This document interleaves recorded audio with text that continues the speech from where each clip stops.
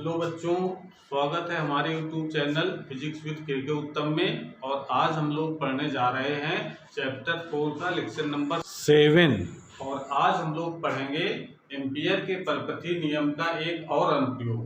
इसके पहले वाले वीडियो में हम लोग एक अनुप्रयोग पढ़ चुके हैं एम्पियर के नियम का, जिसमें हम लोगों ने अनंत लंबाई के धारावाही चालक के समीप उत्पन्न चुंबकीय क्षेत्र का व्यंजक प्राप्त किया गया। आज हम लोग पढ़ेंगे कि अगर कोई धारावाही प्रणालिका है, प्रणालिका मतलब सोलेनॉइड जिसको इंग्लिश कहते हैं, अगर कोई भी प्रणालिका अगर लेते हैं तो उसके अंदर कितना चुंबकीय क्षेत्र होगा, इसका हम लोग व्यंजक आज प्राप्त करेंगे और मदद लेंगे एम्पियर के नियम। ठीक है, तो पहले तो हम लोग ये जान लेते हैं कि ये धारावाही प्रणालिका होती क्या है, यानी प्रणालिका क्या है और उसमें उत्पन्न चुंबकीय क्षेत्र के बारे में पहले हम लोग जान लेते हैं। उसके बाद फिर हम एम्पियर्स का जो सर्कुलर लॉ है उसका यूज करके हम उसके अंदर कितना चुंबकीय क्षेत्र उत्पन्न हो गया है इसका मान हम लोग ज्ञात करेंगे।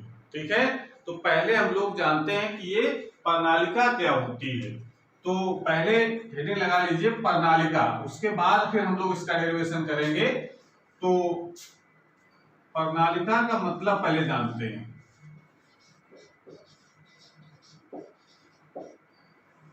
प्रणालिका यानी सोलेनॉइड, ये क्या होता है पहले हम इसको डिफाइन कर लेंगे। ठीक है, तो इसका जो पहले चित्र हम समझ लें क्या होता है। प्रणालिका का मतलब होता है कि अगर कोई एक हम पाइप ले, बेलनाकार एक बेस लेना है और उस पाइप में, ये तो हमारे पास एक खोखला पाइप हो गया, लेकिन ये शर्त है किस पदार्थ का बना होना चाहिए, कुचालक पदार्थ का बना होना चाहिए। ठीक है ना, जैसे कोई चीनी मिट्टी का कोई पाइप है या कोई कार्डबोर्ड लेकर के उसको सिलेंडर रूप में उसको मोड़ दिया जाए और फिर उसमें हम तार लपेटें, तार इसके अंदर लपेटना अगर शुरू करें इस तरीके से, तो उसमें आपको लपेटना है। देखिए इसमें अभी हम उसको और बताते हैं आपको।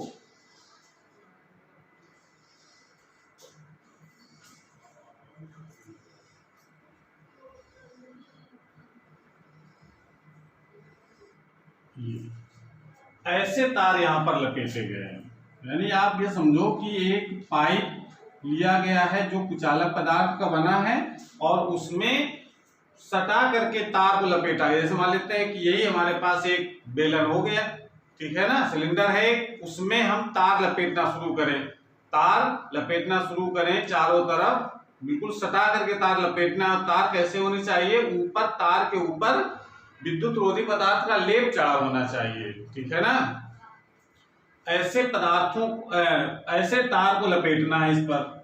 बात समझ में आ रही है? मतलब आपको एक बेलन लेना है जो खोखला हो और उसमें तार को लपेटना शुरू करना है और सटा सटा करके तारों को लपेटा जाता है। और तार ऐसे यूज करने होते हैं जिसके ऊपर विद्युत रोधी पदार्थ का लेप चढ़ा होता है।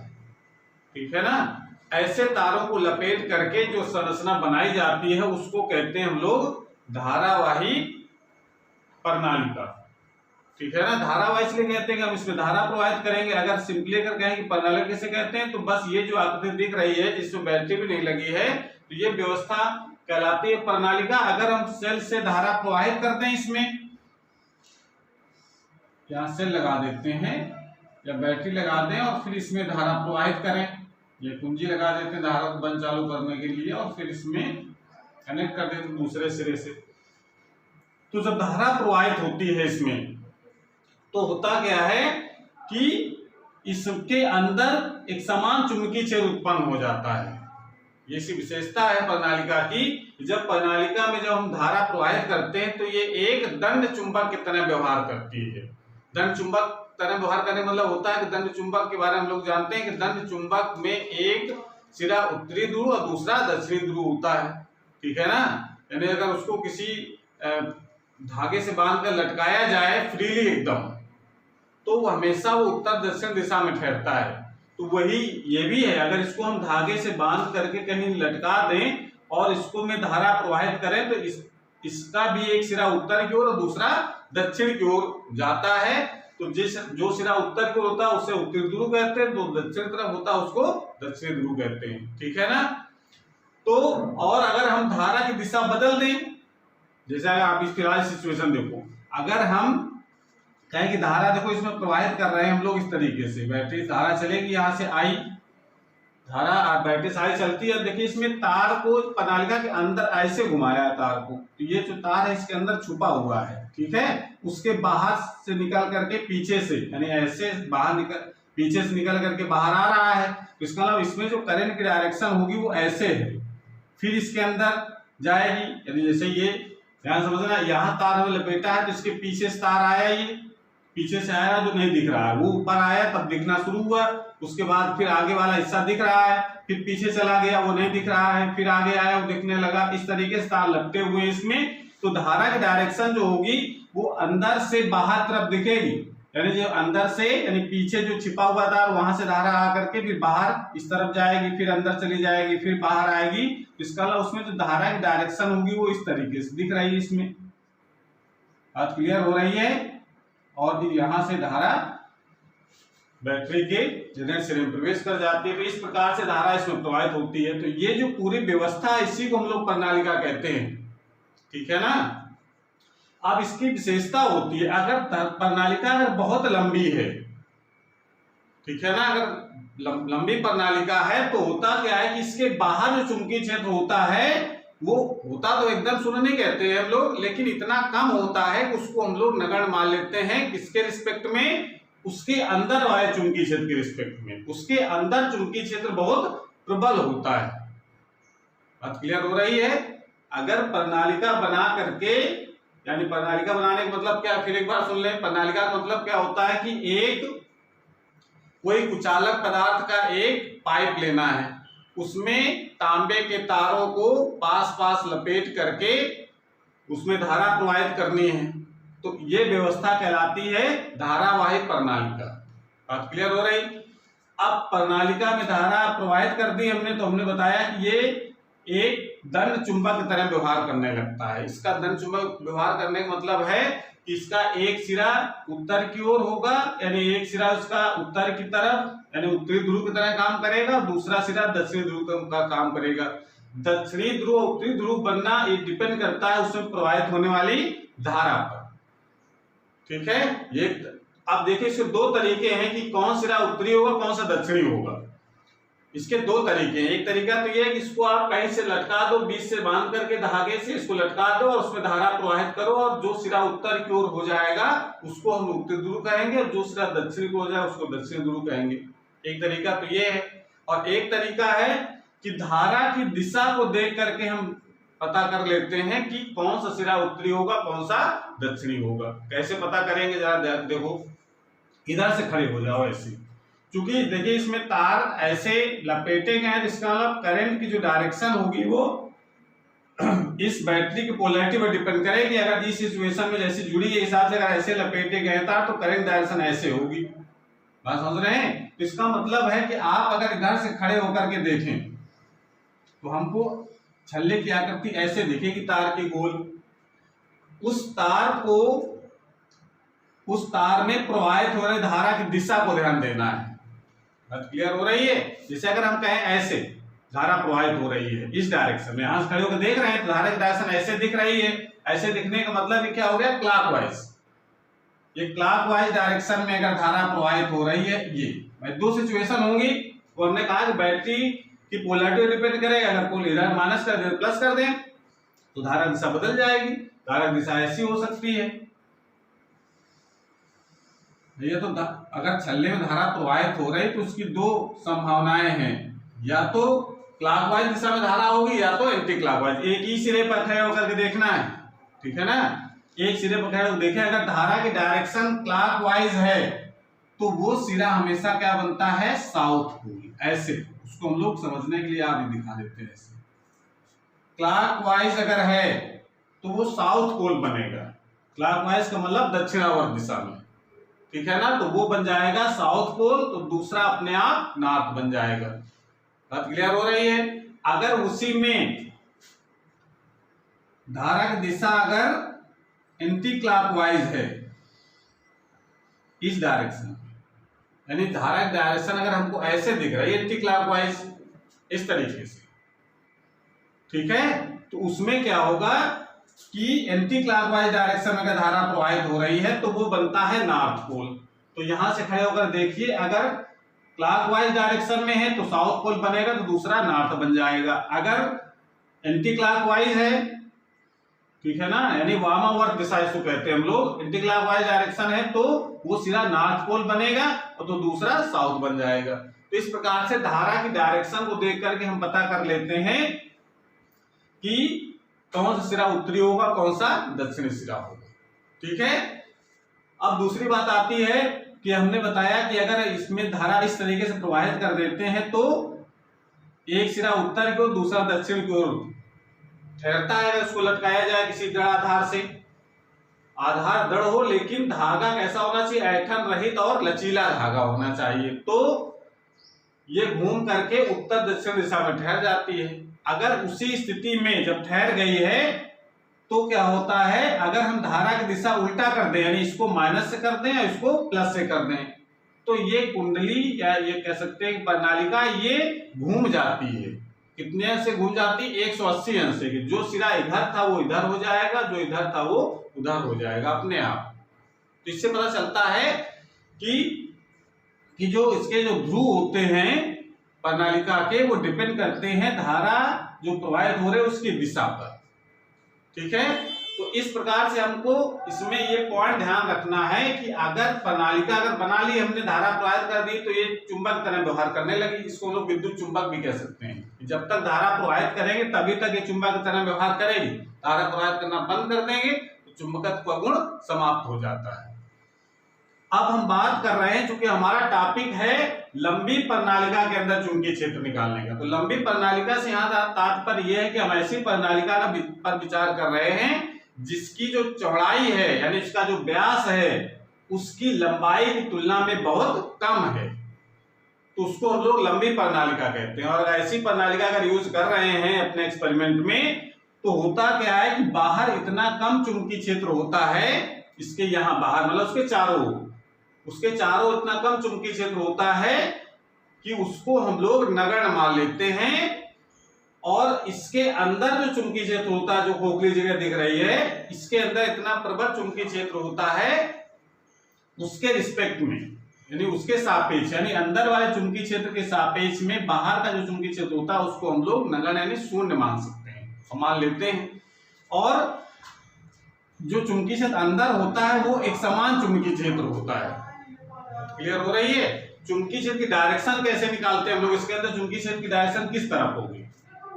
अंदर चुंबकीय क्षेत्र डायरेक्शन निकालने का तरीका देखो, एक ये है कि अगर किसी, जब चूंकि तार में धारा प्रवाहित हो रही थी, तो वृत्ताकार है, वृत्ताकार जब धारा प्रवाहित हो रही हो और चुंबकीय क्षेत्र की दिशा निकालना हो वहां पर किस तरफ होगी, तो उसका तरीका ये कि दाहिने हाथ का हथेली का नियम यूज करिए और हमको इस उंगलियों को धारा की दिशा में मोड़ो, धारा की दिशा में मोड़ो, तो अंगूठा जिस डायरेक्शन में होगा उस दिशा में चुंबकीय क्षेत्र की दिशा होगी। जैसे अगर हम कहें देखो इसमें धारा अंदर से यानी इसके पीछे से होकर के बाहर आ रही है, यानी ऐसे, तो इसका मतलब ऐसे जब हाथ घुमाओगे धारा की दिशा में, बात क्लियर हो रही है, इसके अंदर से यानी इसके पीछे से धारा बाहर आ रही है, इसका मतलब ऐसे जब हाथ उंगलियों घुमाओगे तो अंगूठा किस तरफ रहेगा, इस तरफ। तो चुंबकीय क्षेत्र की जो डायरेक्शन होगी इसके अंदर वो इस डायरेक्शन में होगी। चुंबकीय क्षेत्र जो होगा वो किस डायरेक्शन में होगा, इस डायरेक्शन में। अगर धारा की दिशा उल्टा कर देंगे तो उसकी डायरेक्शन इस तरफ हो जाएगी, ठीक है ना। चुंबकीय क्षेत्र की दिशा पर, धारा की दिशा पर चुंबकीय क्षेत्र की दिशा निर्भर करेगी। तो जैसा चित्र इसमें दिख रहा है उस हिसाब से देखा जाए कि तो यहाँ पर चुंबकीय डायरेक्शन इस तरीके से अंदर होगी, और बाहर चुंबकीय क्षेत्र कितना होगा, 0। ध्यान से समझ लेना, तब पूरी कहानी समझ में आएगी इसकी। बाहर चुंबकीय क्षेत्र 0 होगा और अंदर एक प्रबल चुंबकीय क्षेत्र होगा जो पूरे प्रणालिका के अंदर एक समान होगा, ठीक है। अब जरा इसको हम लिखें कैसे, इसकी परिभाषा भी लिख लेते हैं साथ में, उसके बाद फिर इसमें और कुछ महत्वपूर्ण चीजें हम बताएंगे, उसके बाद फिर इसका डेरिवेशन कराते हैं। तो परिभाषा हम लोग क्या लिखें इसकी प्रणालिका की, देखो जब जब किसी विद्युत रोधी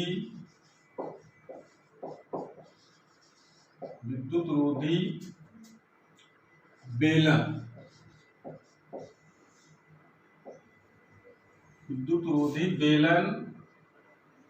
के ऊपर खोखले बेलन, विद्युत रोधी खोखले शब्द यूज करिए, खोखले बेलन के ऊपर तांबे के, जब किसी विद्युत रोधी खोखले बेलन के ऊपर तांबे के तारों के अधिक फेरे पास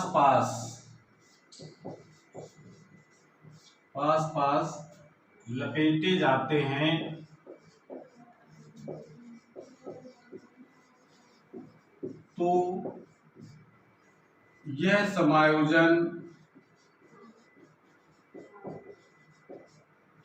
समायोजन प्रणालिका कहलाता है।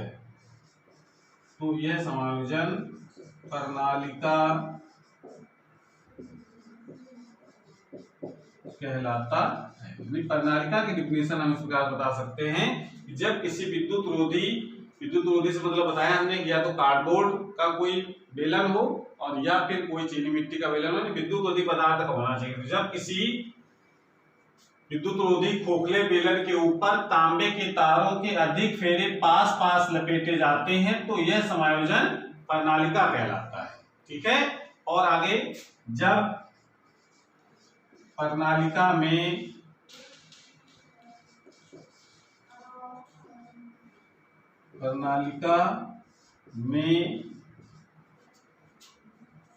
सेल द्वारा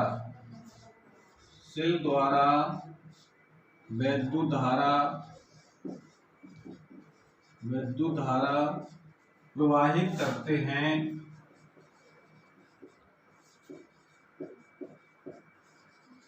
तो यह प्रणालिका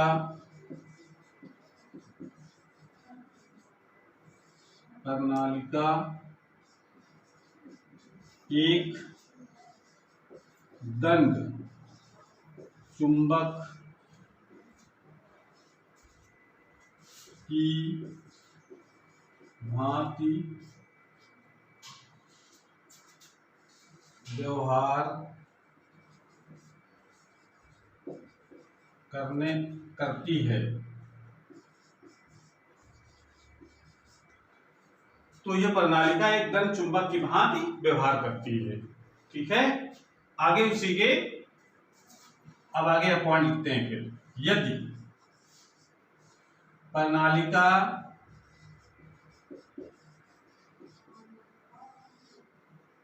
यदि प्रणालिका लंबी है, तो इसके बाहर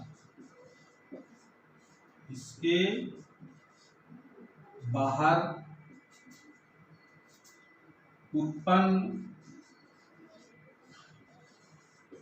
चुंबकीय क्षेत्र अंदर की तुलना में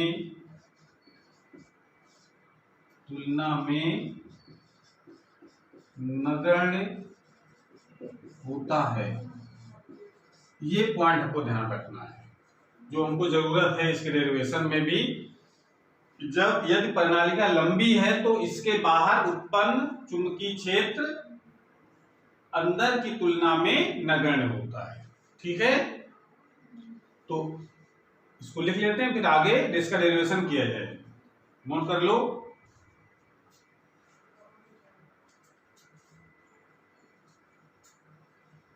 अब हम शुरू करते हैं इसका अनुप्रयोग। एम्पियर के नियम की सहायता से चुंबकीय क्षेत्र का मान ज्ञात करना है, उसको हम लोग कैसे यूज करेंगे यहाँ पर ध्यान दीजिए। तो एम्पियर का नियम तो आप लोगों को पता ही होगा। एम्पियर का नियम अगर नहीं पढ़ा है तो इसके जो पहले वाला जो वीडियो है जहां एम्पियर का नियम बताया गया है उसमें आपको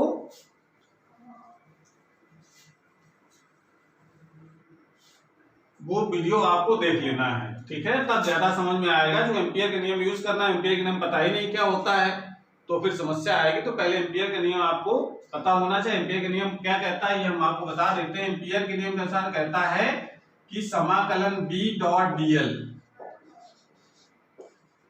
इक्वल टू होता है mu naught I। Mu naught I, यहाँ पर I जो है ये क्या कौन सी धारा होती है, एक बंद लूप के अंदर घिरी धारा, जिसको हम लोग बंद लूप को एम्पियर लूप भी कहते हैं, ठीक है ना। तो इसको स्टेटमेंट के रूप में क्या कह सकते हैं कि किसी बंद लूप के परितः चुंबकीय क्षेत्र का रेखीय समाकलन उस लूप द्वारा घिरी धारा का म्यू नॉट गुना होता है। ये एम्पियर का नियम है। इस नियम का यूज करके हमको निकालना है कि लंबी अगर प्रणालिका है तो उसके अंदर कितना चुंबकीय क्षेत्र होगा, ठीक। तो इसको जरा समझने के लिए अब एक दूसरा चित्र हमको बनाना पड़ेगा। तो पहले हम लोग एक लिख लेते हैं, प्रणालिका है कैसी, माना, अब यहां से इस जो हेडिंग पड़ी है उसका उत्तर यहां से शुरू होता है। माना एक लंबी प्रणालिका, लंबी प्रणालिका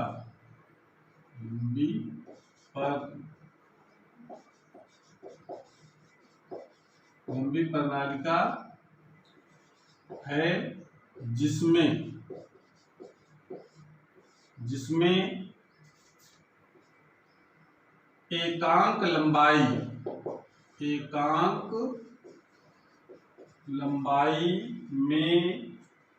एकांक लंबाई में तार के n फेरे, ये हमने मान लिया। फेरे तो बहुत सारे लगे हैं इसमें, लेकिन उसके एकांक लंबाई में हमने n फेरे मान लिए हैं। अगर l लंबाई होगी तो n इंटू एल टोटल फेरों की संख्या निकल आएगी, ठीक है ना। तो माना एक लंबी प्रणालिका जिसमें एकांक लंबाई में तार के n फेरे हैं तथा उसमें सेल से प्रवाहित धारा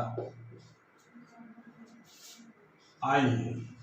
ये सेल से प्रवाहित होने वाली धारा I को मान लिया, ठीक है। अब जरा ध्यान दो इसमें। अब हम इसको एक चित्र बनाएंगे, उस चित्र में जरा ध्यान से देखना कि किस तरीके से बनाए हम। यहाँ पर इस प्रणालिका को, जो प्रणालिका यहाँ बनाई गई है उसको हम इस प्रकार से यहाँ पर बना रहे हैं। ये उसके ऊपरी सिरे हो गया प्रणालिका की, ये दो। अब इसमें धारा की दिशा हमको दिखानी है। अब हमने देखो यहाँ पर कैसे लपेटा है तार, ध्यान से देखना। इसको पीछे से लाए हैं, आगे की तरफ लाए, तो इसका मतलब धारा ये आपकी तरफ आ रही है, ठीक है ना, यानी बाहर निकल रही धारा इस तल के लंबवत बाहर की तरफ। अगर तल की बात करें बाहर की तरफ है तो जो आपकी तरफ आ रहे, तो आपकी तरफ जो आने वाली जो धारा है उसको हम लोग डॉट से दिखाते हैं। भाई ऐसे का धारा आ रहा है जिसका उसकी नोक दिखेगी केवल, तो नोक दिखेगी तो हम लोग यहाँ पर ये दिखाएंगे। यहाँ पर सब फेरों में यही हाल होगा। ऐसे दिखाए, यहाँ ये बाहर से अंदर से बाहर तरफ आई, फिर यहाँ पर क्या होगा, बाहर से अंदर तरफ जा रही है, यानी ये ऊपर की तरफ क्या हो रहा है, यहाँ पर ऐसे धारा जा रही है। जब घूम करके अंदर जाएगी धारा ऐसे जाएगी, यानी नोक का पीछे वाला जो सिरा दिखेगा। यानी जैसे अगर वो एरो बना होता है तो एरो में अगर हम आगे वाला हिस्सा दिखाते हैं तो ये नोक दिखती है उसकी केवल, जो यहाँ पर दिखा रहे हैं। और जो नीचे वाले धारा जो दिशा दिखाएंगे हम लोग उसको क्रॉस से दिखाया जाएगा। जैसा कि हम लोग चुंबकीय क्षेत्र में ये तरीका बताया था कि चुंबकीय क्षेत्र अगर कहीं तल के लंबवत होता है बाहर की तरफ तो उसमें हम डॉट दिखाते हैं, तल के लंबवत होता है तो क्रॉस दिखाते हैं, ठीक है ना। तो वो केवल दिशा बता रहा है कि बाहर तरफ है कि अंदर तरफ है। यहाँ आपको धारा की दिशा दिखानी है तो धारा की दिशा भी हम यहाँ अगर तल के लंबवत ऊपर की तरफ है, बाहर की तरफ है, नहीं ऐसे धारा निकल रही है, तो यहाँ पर डॉट से दिखाया हमने। बात क्लियर हो रही है। और यहाँ पर हमने क्रॉस से दिखाया है, जो तल के लंबवत अंदर की तरफ जा रही है। तो यहाँ वहां पर हमने क्रॉस और डॉट यूज किए थे चुंबकीय क्षेत्र की दिशा को प्रदर्शित करने के लिए, बायो-सेवर्ट के नियम में, या चुंबकीय क्षेत्र की दिशा जहां पे दिखाई गई है। और यहाँ पर हम लोग यूज कर रहे हैं धारा की दिशा को दिखाने के लिए डॉट और क्रॉस। बात क्लियर हो, कंफ्यूजन नहीं होना है कि डॉट वहां चुंबकीय क्षेत्र के लिए था या धारा के लिए हो गया। तो इसका मतलब यहाँ पर आपको केवल ध्यान रखना है, लंबवत अगर बाहर तरफ अगर डायरेक्शन है धारा की तो डॉट, अंदर तरफ है तो क्रॉस। तो ये सिचुएशन याद दिख रही है, तार लपेट करके बाहर जब लाएंगे तो ऊपर तरफ बाहर तरफ धारा आएगी, अंदर तरफ धारा अंदर तरफ जाएगी, नीचे की तरफ, नीचे तरफ जो धारा होगी वो अंदर तरफ जाएगी। तो इस प्रकार से सिचुएशन दिखेगी। चुंबकीय क्षेत्र की डायरेक्शन मैंने बताया, जैसे यहाँ पर दिख रहा है कि धारा कैसे बह रही है, ऐसे। तो अंगूठे की डायरेक्शन में चुंबकीय क्षेत्र की डायरेक्शन हो जाएगी। तो अंगूठे की दिशा में चुंबकीय क्षेत्र की डायरेक्शन आप इस तरीके से दिखा सकते हैं। ये चुंबकीय क्षेत्र की डायरेक्शन होगी, एक समान चुंबकीय क्षेत्र होगा। यहाँ बात समझ में आ रहा है। अब इसके हिसाब से कह रहा है कि इसके अंदर हमको चुंबकीय क्षेत्र का मान ज्ञात करना है। यहाँ पर ये बिंदु पर चुंबकीय क्षेत्र का मान ज्ञात करें। ये बिंदु P हम मान लेते हैं, इसको भी जोड़ देते हैं इसी भाषा में कि प्रणालिका के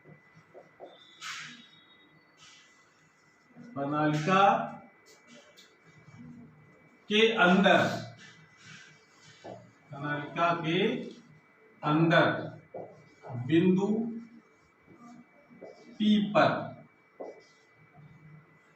P पर चुंबकीय क्षेत्र, प्रणालिका के अंदर बिंदु P पर चुंबकीय क्षेत्र, इसको बिगाड़ देते हैं फिर इसको बना देंगे आवश्यकता होगी तो। चुंबकीय क्षेत्र ज्ञात करना है,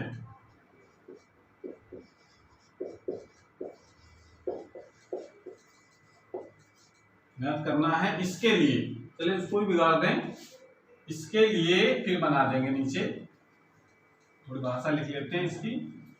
प्रणालिका के अंदर बिंदु P पर चुंबकीय क्षेत्र ज्ञात करना है। इसके लिए देखो एम्पियर के नियम अगर लागू करना है तो हमको क्या करना पड़ेगा, एक बंद लूप खींचना पड़ेगा। इसके लिए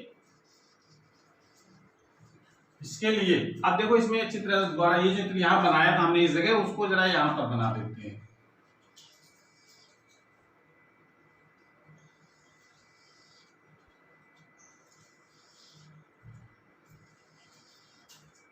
ये जो पॉइंट है ये धारा को बाहर तरफ निकलती हुई दिखा रहे हैं, और ये जो क्रॉस हमने बनाए हैं ये तल के लंबवत अंदर तरफ धारा जाती हुई दिखा रहे हैं। ठीक है, और चुंबकीय क्षेत्र की डायरेक्शन इस तरफ है। ये बात हम आपको बता चुके हैं अभी थोड़ी देर पहले, चुंबकीय क्षेत्र की डायरेक्शन होगी। इसके अंदर यहाँ पर कोई बिंदु P है जहां हमको चुंबकीय क्षेत्र का मान ज्ञात करना है। तो क्या करते हैं, पहले इस बिंदु P से गुजरने वाला एक लूप खींचते हैं, और लूप यहां पर हम खींचते हैं एक आयताकार लूप, ऐसे।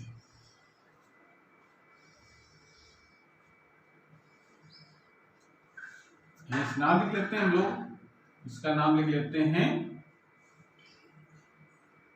PQRS। तो P तो पहले लिख चुके हम लोग बिंदु यहाँ पर, तो दूसरा नाम लिख लें। B भी लिख चुके, C, D, E और F। ये एक बंद लूप हमने बना लिया।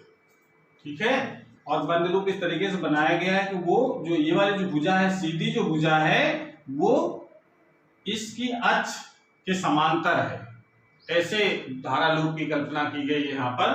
तो इसी बात को हमको लिखना है कि इसके लिए बिंदु P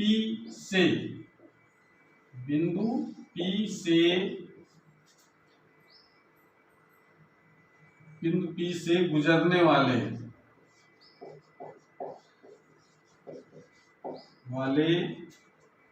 आयताकार गुजरने वाला, इसके लिए बिंदु P से गुजरने वाला आयताकार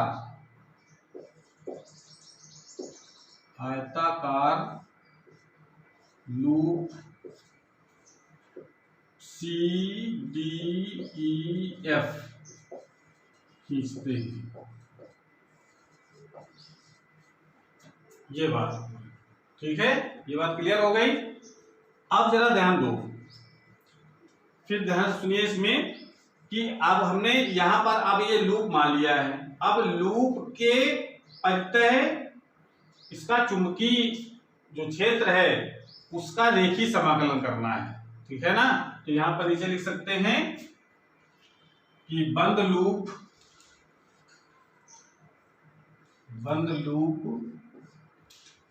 CDEF के लिए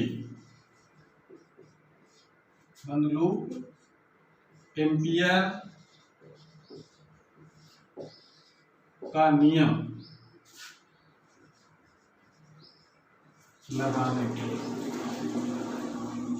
लगाने पर क्या हो जाएगा, देखिए एम्पियर का नियम लगा रहे हैं बंद लूप के लिए, तो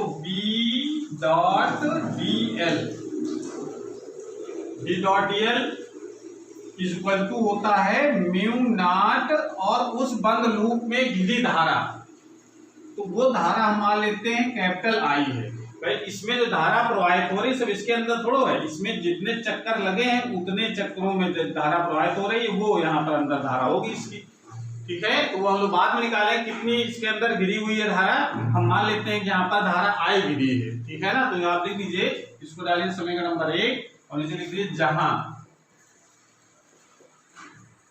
I लूप द्वारा घिरी धारा है, लूप द्वारा घिरी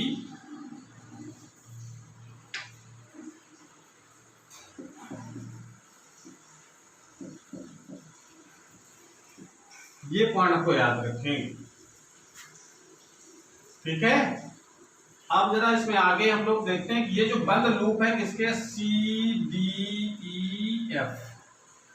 इस बंद लूप का देखिए समाकलन म्यू नॉट I बराबर लिखा हमने। अब देखो यहां से हम क्या करेंगे, पहले C से D की ओर चलते हैं, पूरे बंद लूप में एक राउंड करेंगे, C से D की ओर चले, ठीक है ना। इकट्ठा समाकलन नहीं करेंगे, हम पार्ट में डिवाइड कर लेंगे इसको। C से D की ओर जाने पर कितना होगा, D से E की ओर, फिर E से F की ओर, फिर F से C की ओर, तो पूरा समाकलन यहाँ हो जाएगा। तो इसको तोड़ करके ऐसे लिख सकते हैं, ध्यान से देखो, इसको हम लोग लिख सकते हैं 4 भागों में तोड़ दिया, B.dl plus B.dl plus B.dl plus B.dl, 4 भाग तोड़ लिए चारों भुजाओं के लिए। तो ये जो है वो कहां से कहां तक के लिए, C से D के लिए, C से D के लिए हो गया, ये D से E के लिए हो गया, ये वाला E से F के लिए हो गया, ये वाला F से C के लिए हो गया, और इक्वल टू हो जाएगा म्यू नॉट I, ठीक है। ऐसा हम लोग लिख लिया। अब जरा ध्यान दो, अगर हम C से D की बात करें तो C से D चुंबकीय क्षेत्र की डायरेक्शन इस डायरेक्शन में है, और इसका अगर हम अल्पांश लेते हैं इस भुजा का तो वो कितना है dl, और dl की डायरेक्शन भी क्या होगी, C से D की ओर चल रहे हैं तो C से D की ओर चुंबकीय क्षेत्र भी है, तो dl और B के बीच का जो कोण होगा वो कितना हो जाएगा, 0 अंश। भाई dl भी इधर ही तरफ है और b भी इधर ही तरफ है, तो दोनों के बीच का कोण कितना हो गया, 0। तो इसका मतलब इसको जब सॉल्व करेंगे, इसको नोट कर लो, उसके फिर आगे सॉल्व करते हैं हम लोग।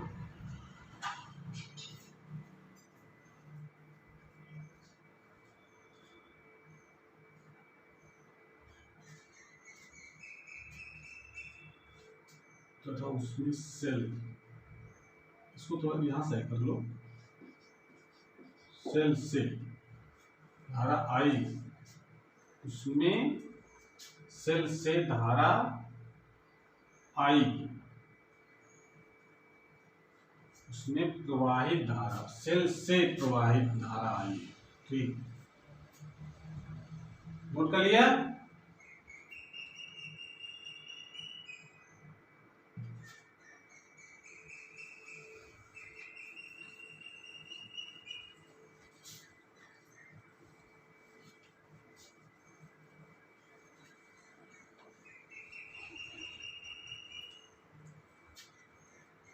अब जरा ध्यान दो इसमें, सी से डी के लिए, यहां पर सी से डी के लिए क्या हो जाएगा, समाकलन बी डी एल कॉस 0, सी से डी की बात हो रही है बी, ठीक है, प्लस यहां पर जरा देखो डी से ई के लिए, डी से यहां पर देखिए अल्पांश अगर लेते हैं हम तो डी से ई की तरफ जाएंगे तो अल्पांश यहाँ डीएल किस डायरेक्शन में है, दिख रहा है ना, यहाँ पर जो अल्पांश होगा किस डायरेक्शन में होगा, ऐसे चुंबकीय क्षेत्र यहाँ पर इधर तरफ है, तो इसका मतलब है यहाँ पर जो डीएल और बी के बीच का जो कोण कैसा होगा 90 डिग्री, भाई ऐसे चुंबकीय क्षेत्र है और ये है ऐसे ऊर्ध्वाधर, तो 90 डिग्री कोण हो जाएगा। तो यहां पर हम लोग लिख सकते हैं बी डी एल कॉस 90, बात क्लियर हो रही है, प्लस आगे है डी ई से एफ, समाकलन ई से एफ। अब ई से एफ वाले में देखिए हमने बताया कि अगर लंबी प्रणालिका है तो उसके बाहर जो चुंबकीय क्षेत्र का जो मान होता है वो कितना होता है 0। यहाँ B ऑलरेडी 0 है, तो जब B 0 होने की वजह से ये बाकी जो हिस्सा है वो अपने आप 0 हो जाएगा। समझ में आ रहा है, B डॉट DL। अब यहाँ पर थीटा से कोई लेना देना नहीं है, भाई लेना देना इसलिए नहीं कि जब 0 हो गया तो थीटा चाहे इतना कम हो या ज्यादा हो, 90 हो चाहे 0, उससे कुछ फर्क नहीं पड़ेगा। तो यहाँ B ऑलरेडी 0 है, क्यों 0 है, क्योंकि अभी हम एक लाइन नीचे लिख देंगे, क्योंकि जो E और F पर जो चुंबकीय क्षेत्र होगा वो 0 होगा, इसलिए इसको हम लोग 0, B का मान 0 कर लिया, डॉट DL प्लस यहां पर देखो अगला वाला हिस्सा क्या बचता है, F से C। F से C के लिए जरा ध्यान दो, इसमें देखो अगर हम छोटा सा भाग अगर इसमें लेते हैं, यहां पर तो चुंबकीय क्षेत्र बाहर 0 ही है, अंदर की बात करो यहाँ, यहाँ चुंबकीय क्षेत्र, यहाँ देखो यहाँ पर चुंबकीय क्षेत्र तो ऐसे है और डीएल की डायरेक्शन कैसे होगा ऐसे, तो यहाँ पर 90 डिग्री का एंगल यहाँ इसके और इसके बीच में 90 डिग्री एंगल बन रहा है, तो यहाँ पर लिख सकते हैं B D L cos 90 is equal to, आगे जो हिस्सा लिखा है उसको तो आप लिख ही देंगे यहाँ पर म्यू नॉट आई। ये बात क्लियर हो रही है। अब यहाँ पर लिख दीजिए, यहाँ पर चूंकि लूप की भुजा EF, चूंकि लूप की भुजा EF प्रणालिका के बाहर है, इसलिए B इज इक्वल टू 0। बात क्लियर हो गई, इसको हम इस प्रकार से समझ सकते हैं। बाकी तो हमने बता दिया कि इसमें एंगल को ध्यान देना है, समझ में आ गया। उसके बाद आगे हमको और बढ़ना है। अब इसको जरा सॉल्व करो, और अगर देखो cos 0 का मान तो 1 हो जाएगा, तो C और D के बीच बचता है केवल BDL, cos 0 1 हो गया, इसका मान cos 90 0, ये B 0 होने की वजह से ये पार्ट 0, ये cos 90 होने के बाद 0, तो यानी ये सब इससे बाकी जो तीन पार्ट है वो क्या हो जाएंगे 0। तो क्या बचेगा, इसको B, चूंकि B कांस्टेंट हमने कहा कि प्रणालिका के अंदर एक समान चुंबकीय क्षेत्र होता है, तो B को बाहर कर लीजिए, B कांस्टेंट है इसके अंदर, तो क्या बचेगा BDL, C से D इज इक्वल टू क्या बचा म्यू नॉट आई। ये बात समझ गए। अब देखो डीएल ये कहां से कहां तक का है, सी से डी, सी से डी हमने इसका छोटा सा पार्ट लिया है। ऐसे अगर और पार्ट अगर लेकर के जोड़े जाए तो पूरी ये लेंथ आ जाएगी। सी डी कितनी है, अगर इस लेंथ को अगर हम मान लेते हैं एल है, तो डीएल जो होगा उसका समाकलन जब करेंगे सी से डी तक का, तो उसके पार्ट जोड़ करके पूरे एल के बराबर हो जाएगा। तो इसको क्या लिख सकते हैं, B into L is equal to mu naught I. इसको डाल लेंगे क्वेश्चन नंबर फर्स्ट। अब इसे लिख दीजिए चाहे तो, चूंकि या ये लिख सकते हैं कि माना सी डी की लंबाई एल है, इसलिए समाकलन सी से D D L is equal to L हो जाएगा। इस प्रकार से लिख सकते हैं हम,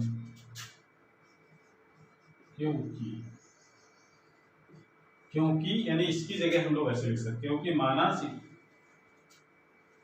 डी की लंबाई एल है, तो इसका जो समाकलन होगा सी से डी तक के लिए वो एल हो जाएगा। कहां समझ में आ गई, इसको नोट कर ले, उसके बाद फिर आगे हम लोग बढ़ते हैं। अब देखो इसमें ध्यान देने की बात है, ये तो समाकलन तो हमने कर लिया, अब ये निकालना है कि इसमें धारा का मान कितना होगा। ये जो धारा आई हमने लिखा है कि क्या है, लूप के अंदर गिरी धारा है, उसका मान हमको निकालना है कितना होगा। ठीक है, तो ये यहाँ पर एक कॉन्सेप्ट लागू करना है कि कैसे हम लोग निकालेंगे कि उसके लूप के अंदर कितनी धारा गिरी होगी।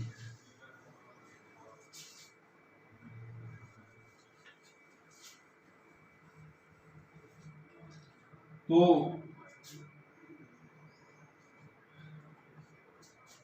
लूप से घिरी धारा, लूप से घिरी धारा आई बराबर वो कितना मान होगा, ये जरा देखो। ये हम मान चुके हैं कि एकांक लंबाई में फेरों की संख्या कितनी है, n है। एकांक लंबाई फेरों कितनी है, n, और l लंबाई, भाई तो फेरे जो इसके अंदर है कितने फेरे हैं, जो इसके अंदर होंगे वही तो केवल फेरे होंगे इसमें, ऐसे बाकी जो बाहर है वो उससे गिनती यहाँ पर अभी नहीं हो रही है। तो इसके अंदर कितने फेरे गिरे होंगे, जब एक लंबाई में n फेरे हैं तो l लंबाई में, इसकी लंबाई l है, l लंबाई में जितने फेरे होंगे उसी को यहाँ पर हमको निकालना है। तो l लंबाई में कितने फेरे हो जाएंगे, लूप से कितनी धारा गिरी होगी इसके अंदर, तो निकाल सकते हैं l इंटू n। ठीक है ना, या इसको लिख सकते हैं आप लिखना चाहो तो सी डी की लंबाई जितनी है मल्टीप्लाई एकांक लंबाई में फेरों की संख्या। ये बात हम लोग लिख सकते हैं कि सीडी की लंबाई कितनी है l, और फिर उसमें एकांक लंबाई कितनी मानी हम लोगों ने n, तो धारा का मान हो जाएगा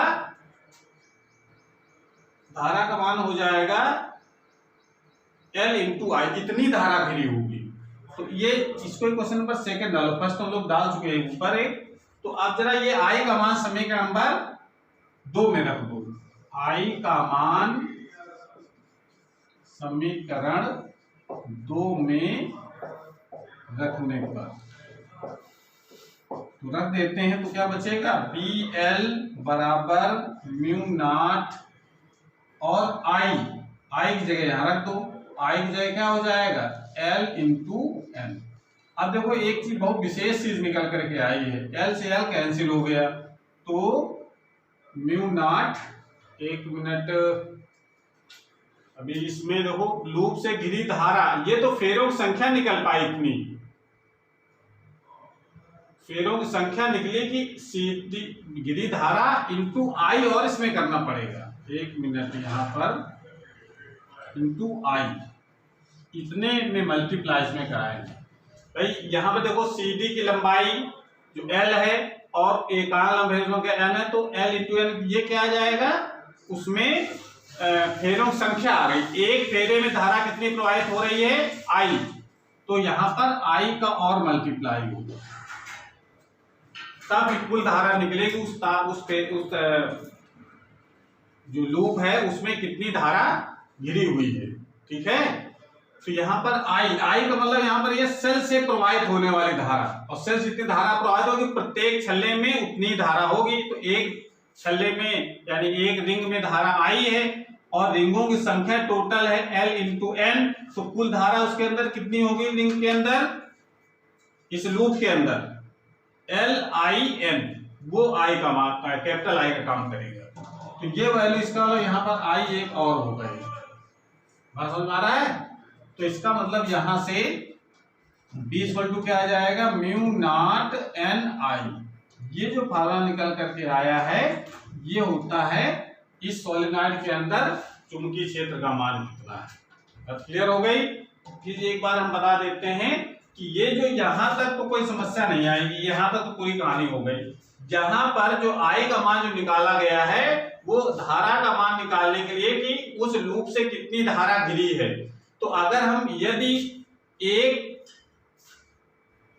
फेरे से यानी जो तार लपेटे गए उसमें एक फेरे में धारा I प्रवाहित हो रही है, तो उसमें कितने C और D के बीच में कितने फेरे बने हैं वो संख्या निकाल लें। तो वो संख्या कितनी हमने निकाली है, यह लंबाई हो गई, एकांक लंबाई फेरों संख्या n है, तो n इंटू l, ये तो फेरों संख्या हो गई। एक फेरे से गिरी धारा है हमारी I, यानी एक फेरे से गिरी धारा कहेंगे, या एक फेरे में प्रवाहित होने वाली धारा I है। तो कुल धारा कितनी हो गई उस लूप से गिरी जो धारा है वो हो जाएगी LNI।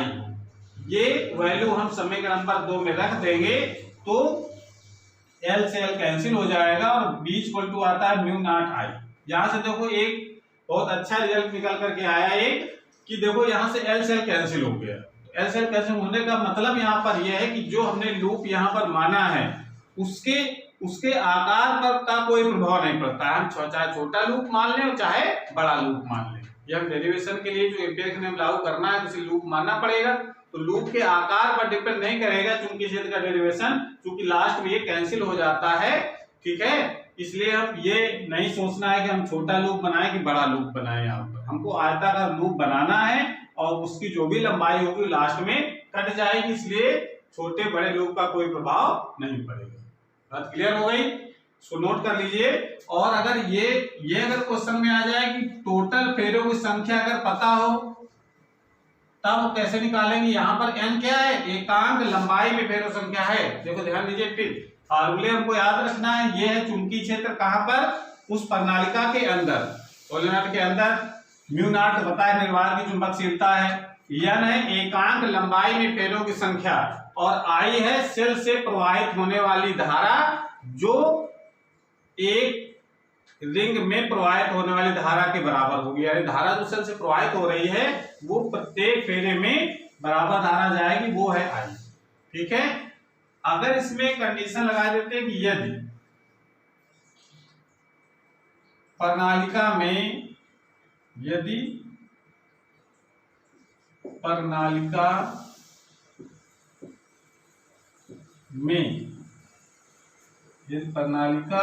की लंबाई लिख देते, प्रणालिका की लंबाई कैपिटल L है और उसमें फेरों की संख्या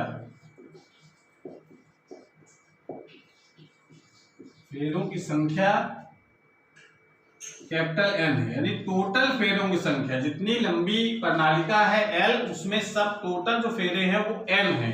तो स्मॉल n का मान कितना होगा, एकांक लंबाई में फेरों की संख्या कितनी हो जाएगी। तो हम लोग कैसे निकालेंगे, जब L लंबाई में n फेरे हैं तो एक लंबाई में कितना हो जाएगा, n अपॉन L, ये हो जाएगा। यदि प्रणालिका की लंबाई L है और उसमें फेरों संख्या अगर n है तो n का जो स्मॉल n है यानी एकांक लंब फेरों संख्या कितनी हो जाएगी, n अपॉन L। ये वैल्यू अगर यहाँ पर लगा देते तो बी का एक सूत्र और बन जाता है mu not an I upon, यहाँ पर n जो है वो कुल फेरों की संख्या है जो कैपिटल N लिखा गया है, और यहाँ पर स्मॉल n था एकांक लंबाई फेरों की संख्या, ये अंतर है। यहाँ पर एकांक लंबाई होने के कारण जो नीचे वाला जो L है वो 1 हो गया है, ठीक है ना। यहाँ अगर एकांक लंबाई फेरों की संख्या नहीं पता, कुल फेरों की संख्या पता, तो लंबाई से डिवाइड करना पड़ेगा उसमें, ठीक है। इसको नोट कर लीजिए, बहुत इंपॉर्टेंट डेरिवेशन है। उसके बाद हम इसका एक आंकिक प्रश्न करके आपको जो बोर्ड एग्जाम के दृष्टि से काफी इंपॉर्टेंट भी है उसको बताएंगे, ठीक है। क्वेश्चन है हमारा 4 मीटर लंबी व 6 सेंटीमीटर चौड़ाई की एक प्रणालिका है, इस पर 1000 फेरों की 5 परतें लगी हैं और 10 एम्पीयर की धारा प्रवाहित होती है, तो इसके केंद्र पर चुंबकीय क्षेत्र का मान क्या है ये बताना है। तो देखो इसमें लंबाई दे रखी है, लंबाई का मतलब है L कैपिटल L वो है 4 मीटर, और चौड़ाई दे रखी है, चौड़ाई से मतलब यहाँ पर व्यास उसका दे रखा है, ठीक है ना, यानी D डायमीटर है वो 6 सेंटीमीटर का है, और उसमें जो फेरों की संख्या है, अब देखो उसमें 1000 फेरों की 5 परतें लगाई गई, 1000 फेरे पहले लपेट दिए गए, उसके बाद उसके ऊपर एक दूसरे, उसी के ऊपर फिर एक परत पूरी लगाई गई, फिर उसके ऊपर एक परत लगाई गई, इसे करके 1000 की 5 परतें लगाई गई है। तो जो n का जो मान होगा वो कितना होगा, एक परत में 1000 फेरे, तो 5 परतों में 1000 गुणते 5 यानी 5000 फेरे हो गए, ठीक है ना, इतने फेरे हो जाएंगे। और धारा का मान कितना है 10 एम्पियर, धारा का मान 10 एम्पियर है। तो चुंबकीय क्षेत्र कितना होता है प्रणालिका के अंदर, ये हम जानते हैं म्यू नॉट एन आई, अभी हम लोग निकाला है, लेकिन n एकांक लंबाई फेरों संख्या है, और जो कि हमको नहीं मालूम है, हमको मालूम है कुल फेरों संख्या, तो इसको चेंज करके क्या लिख सकते हैं हम लोग n अपॉन l इंटू आई, ये लिख सकते हैं। यहां पर वैल्यू आप लगा दो सारी, b equal to mu naught का मान लिख सकते हैं 4 पाई इंटू 10⁻⁷, n का मान है 5000, I का मान है 10 और लंबाई है 4, ठीक है। 4 से 4 ये तो कैंसिल हो गया, अब क्या बचेगा, इसको लिख सकते हैं हम लोग 5 गुणते 10 की घात -7, 5 पाई तो बचा ये 5 पाई 10 की घात -7, और ये 10 की घात 4, यहाँ पर 3 जीरो ये और 1 जीरो ये 4 हो गया। तो इसको कैसे सॉल्व करेंगे हम लोग, इसको लिख सकते हैं 5 पाई इंटू 10⁻⁻3, बस इसको पाई की वैल्यू चाहो तो लगा दो, और ना अगर चाहो तो वैसे रहने दो। तो b इक्वल टू 5 पाई 10 घात -3, और उसका मात्रक लिख दीजिए टेस्ला। इसके कई मात्रक बता चुके हैं, अब टेस्ला भी लिख सकते हैं, वेबर पर मीटर स्क्वायर भी लिख सकते हैं, न्यूटन प्रति एम्पीयर मीटर भी लिख सकते हैं, कोई मात्रक यहाँ पर लिखा जा सकता है। तो ये आंसर हमारा, ठीक है। तो ऐसे कई क्वेश्चन इसमें दे रखे हैं बुक में, आप लोग क्वेश्चन लगाने का प्रयास करेंगे। अगर ये वीडियो हमारा अच्छा लगा हो तो इसको लाइक जरूर करें और अपने दोस्तों को शेयर भी करें, और अगर चैनल अभी तक सब्सक्राइब नहीं किया है तो चैनल को सब्सक्राइब करें, जिससे नए जो वीडियो अपलोड हो उसकी नोटिफिकेशन आपके पास सबसे पहले पहुंचे। पढ़ाई करते रहिए, थैंक यू।